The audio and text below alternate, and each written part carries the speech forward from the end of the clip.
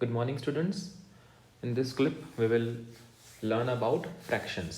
ठीक है, मैथ्स में आपका जो एक चैप्टर है फ्रैक्शंस चैप्टर, ठीक है, उसके बारे में हम अब पढ़ेंगे. सो फ्रैक्शंस हम किसको बोलते हैं? Those numbers which can be written in the form of p upon q, they are known as fractions. ठीक है, p upon q कैसे? एक हॉरिजॉन्टल लाइन होती है, ठीक है, एक डिजिट हम लाइन के ऊपर लिखते हैं और एक डिजिट लाइन के नीचे लिखते हैं.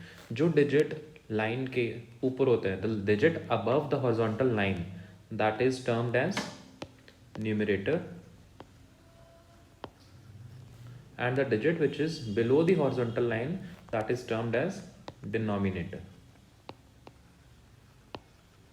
Okay, so there are two digits, one above the horizontal line, ठीक है, उसको बोलते हैं न्यूमरेटर, और एक हॉरिजॉन्टल लाइन के नीचे जो कि होता है denominator.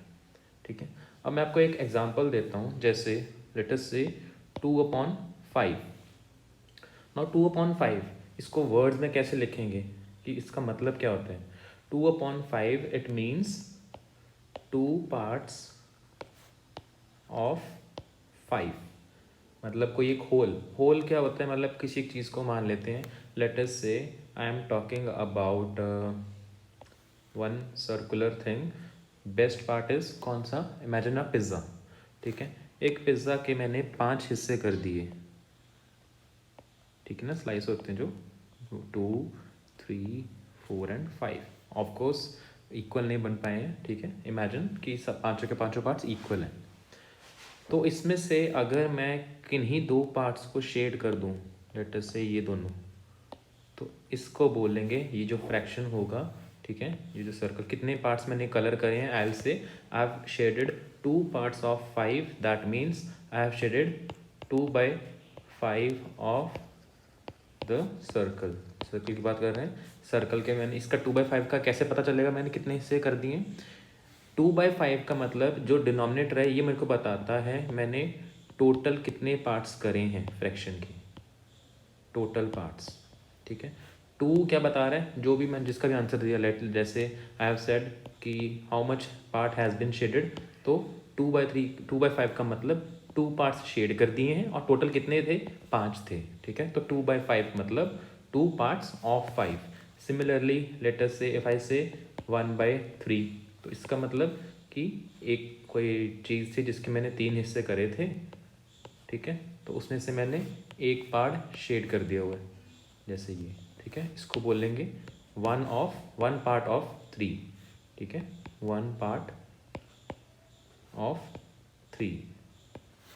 Understood? Okay, so now let us see the meaning of whole, half, quarter and 1/3. Now in this, when I said कि आपने एक पिज़्ज़ा को इमेजिन करना है, ठीक है, तो एक पिज़्ज़ा को हम क्या बोलेंगे? This is 1 whole pizza. ठीक है, कि वो पूरा 100% वो कितना है? ठीक है ना, एक पूरा circular portion, that is 1 pizza.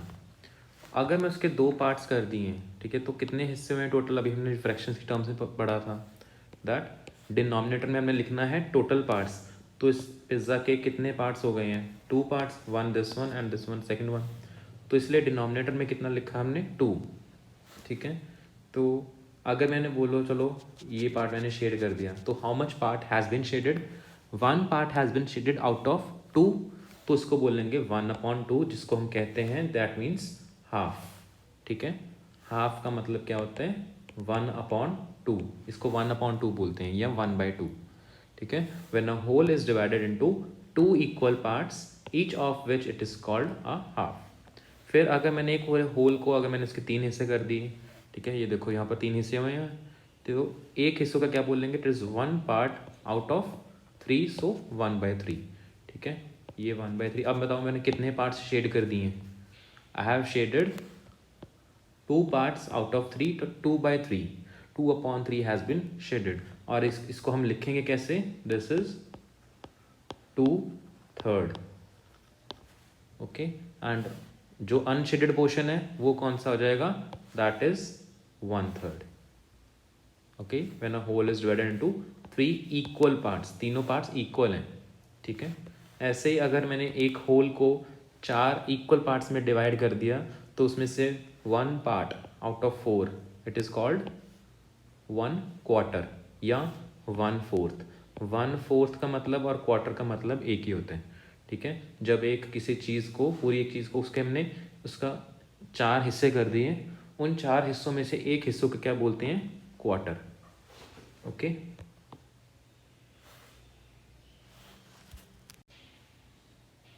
Next part is कि न्यूमरेटर और डिनोमिनेटर क्या होते हैं, ये आपको भी बता चुका हूँ। The digit above the horizontal line it is numerator and the digit below the horizontal line it is denominator, ठीक है। This is the numerator and 4 is the denominator. Okay, अब जैसे एक एग्जांपल है, equal parts in collections. You can see there is one bear, एक monkey दिख रहा है आपको, एनिमल है, ठीक है। He wants to divide the mangoes in 6 equal parts. पहले देखेंगे टोटल मैंगोज कितने हैं, 1 2 3 4 5 6 7 8 9 10 11 12। अगर मैं बोलता ये फ्रैक्शंस का क्वेश्चन नहीं होता, अगर मैं बोलता आप इस 12 मैंगोज को तो 6 स्टूडेंट्स में इक्वली डिस्ट्रीब्यूट कर दो, तो कैसे करते हैं आप? Total value that is 12 divide by, ठीक है, डिवीजन का मतलब डिस्ट्रीब्यूट करना ना इक्वली। 6 स्टूडेंट्स में हमने डिस्ट्रीब्यूट करने हैं, तो कितने में मिलेंगे एक बच्चे को? 12 divided by 6 that is 2। So therefore 2 mangoes each student will get. अगर मैं इनको 6 स्टूडेंट्स में डिस्ट्रीब्यूट करूँगा, अब मैंने इसके कितने 6 हिस्से करने थे, अब मेरे को यहाँ से ये भी पता चल गया कि that 1 part out of the total 6 parts, उसके अंदर कितने मैंगोज होंगे? 2 मैंगोज, ठीक है। क्लियरली यू कैन सी यहाँ पर ऑलरेडी करा हुआ है डिस्ट्रीब्यूट, ठीक है। हर एक पार्ट के अंदर कितने मैंगोज हैं? There are 2 mangoes in each part. So that means 1 part out of 6 contains how many mangoes? 1/6 part equal to 2 mangoes। Okay, जितने भी टोटल थे उसका 1/6 पार्ट, उसमें कितने मैंगोज आ रहे हैं? 2 मैंगोज आ रहे हैं। अब मैं आपको कुछ एग्जांपल्स और देता हूँ लिखकर, आपने मेरे को बताना है इसमें न्यूमरेटर और डिनोमिनेटर क्या है, ठीक है। मैं थोड़ा स्लो लिखूँगा, तब तक आप ओरली अपने आप को साथ कॉपीज़ पे लिखते जाओ कि न्यूमरेटर कौन सा, डिनोमिनेटर कौन सा।